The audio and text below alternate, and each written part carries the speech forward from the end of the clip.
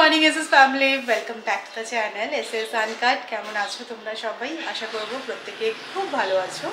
কালকে রাত্রিবেলা সবাই মিলে বসে ডিসাইড করা হলো যে আজকে আমাদের বাড়িতে ইলিশ মাছ হবে আর সৌরভ সেটা নিয়ে আসবে। তো অনেক দিন হয়ে গেছে ইলিশ মাছ খাওয়াও হয়নি, আর বৃষ্টি মানে বর্ষার বৃষ্টি আর থাকবে না, তো এই লাস্ট কয়টা দিন একটুখানি খেয়ে নেওয়া যায় ইলিশ মাছ। তো উনি না বেমালুম আজকে সকালবেলা ভুলে গেছে। মামুনিও আর কিছু জিজ্ঞাসা করেনি, বাবাকে দিয়ে চিংড়ি মাছ আনিয়ে নিয়েছে।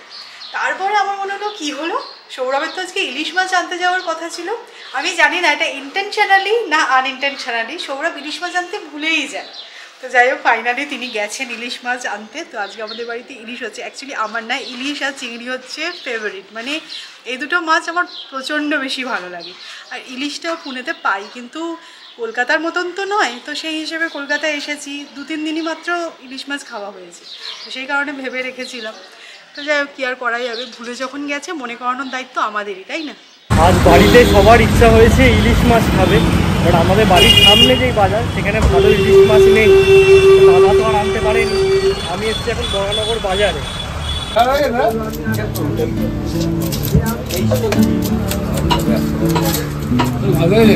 দেখুন এদিকে দেখুন, আজকে যেহেতু উইকডে, সূর্যে ইলিশের চালান আছে সেরকমটা নয়, বাট আমি একটা ভালো পেয়ে গেছি।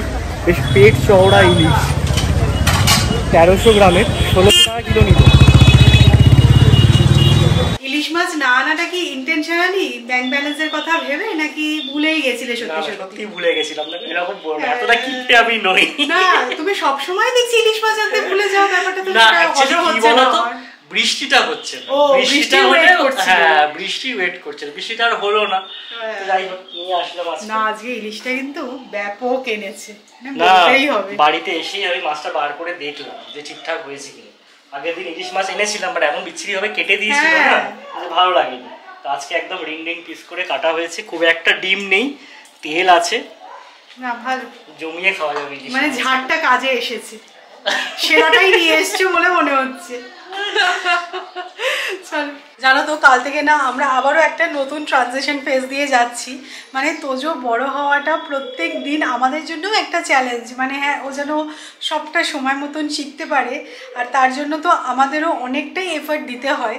তো যাই হোক, যখন ও লিকুইড খাবার খেত, তারপরে সেমি সলিড যখন প্রথম ওই ফেজটা আসে, তখন খুব স্ট্রাগল করতে হয়েছিল। তারপরে ছেঁকে খাওয়ারটা আমি বন্ধ করে দিই 1 বছরের পর থেকে, এমনি জাস্ট চটকে খিচুড়ি খাওয়াতাম। এবার কাল থেকে আমরা যেটা স্টার্ট করেছি সেটা হচ্ছে খিচুড়ি আর বন্ধ হয়ে গেছে।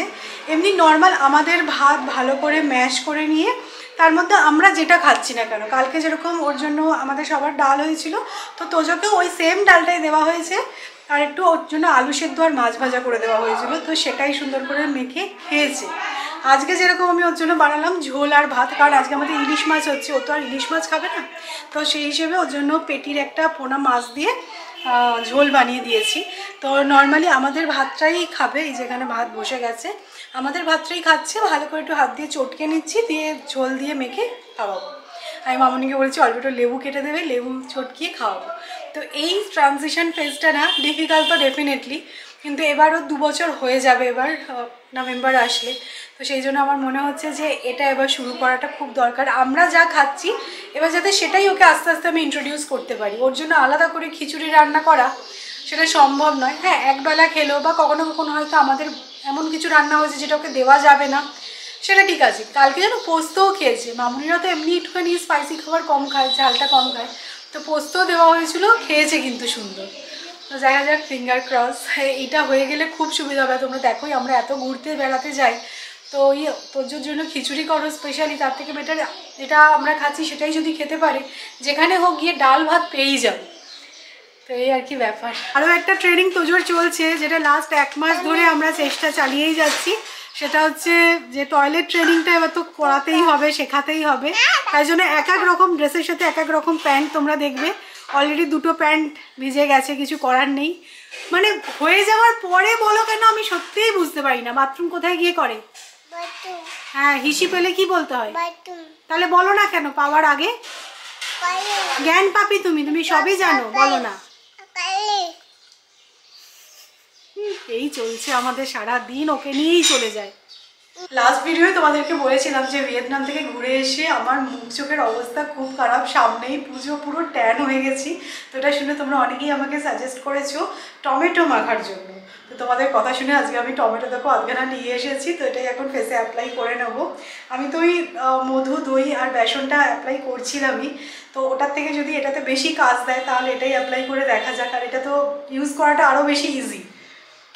আজকে আর লাঞ্চে কি মেনু হবে সেটাতে কোনো সাসপেন্স ছিলই না।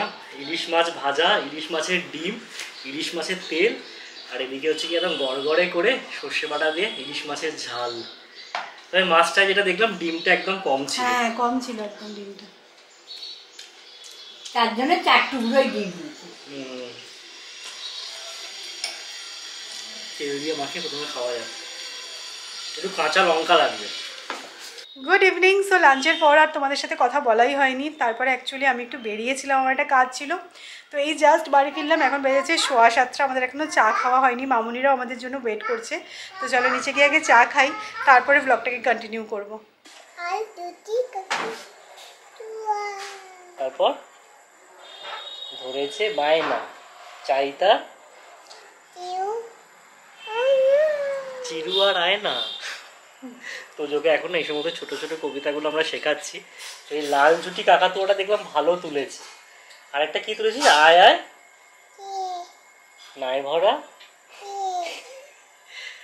তারপরে কি ছিপ নিয়ে গেল, মাছ নিয়ে গেল, আরেকটা কি কালো গরুর দুধ খাওয়া। এই মুখ থেকে হাত সরা, ঠিক করে বলো। দুধ খাওয়া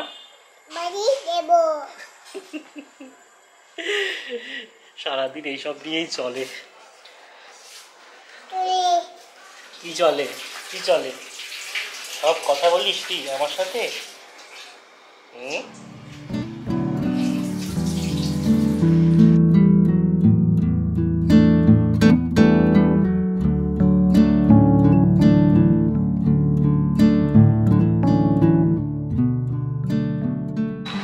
এটা কি?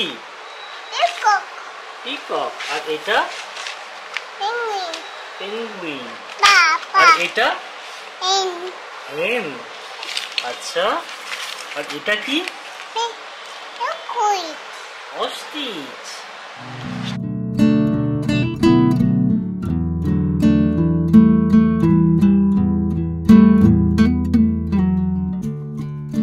চাটা খেয়ে এখন আবারও একটু বেরোচ্ছি, দিদি আমার জন্য ওয়েট করছে।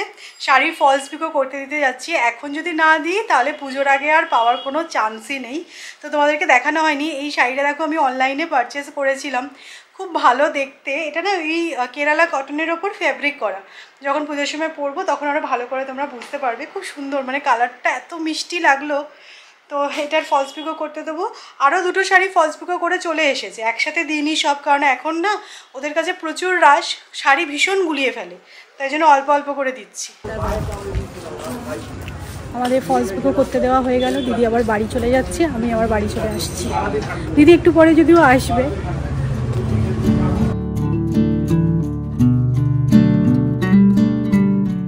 দেখো জাস্ট বাড়ি ফিরলাম, সৌরভ বললো তোমার একটা পার্সেল এসেছে মিশোর থেকে। তো এর মধ্যে একটা জুয়েলারি আছে, তো কীরকম হয় না হয় তোমাদের সাথে একসাথেই আনপ্যাক করি। আমাদের মেয়েদের কত কিছু কেনার আছে বলো তো, মানে জামা কাপড় হলো, তার সাথে ম্যাচিং ব্লাউজ হলো, এখন তো আবার কন্ট্রাস্ট ব্লাউজ, ডিজাইনার ব্লাউজ, তারপরে তার সাথে ম্যাচিং জুয়েলারি কেনা, মানে শেষ আর হয় না। আর আমি তো জানোই শপিং করতে কত ভালোবাসি। তো চলো কি এসছে দেখাই তোমাদের।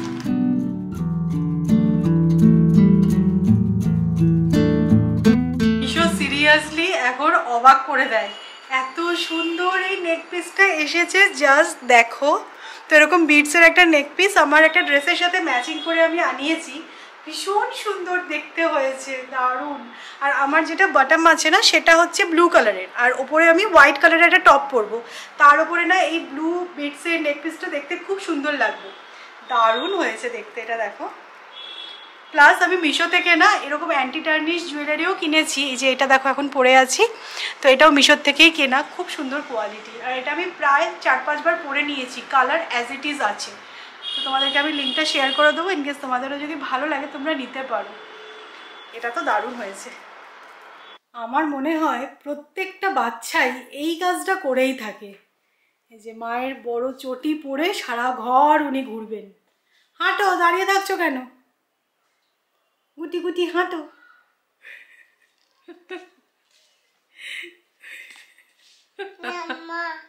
সত্যি তোজোর ছোটবেলাটা দেখলে না আমার নিজের ছোটবেলাটা মনে পড়ে যাচ্ছে। মানে আমি তো জানতাম না আমার ছোটবেলায় আমি কি করেছি, কিন্তু মনে হয় এরকমই কাজ করেছি।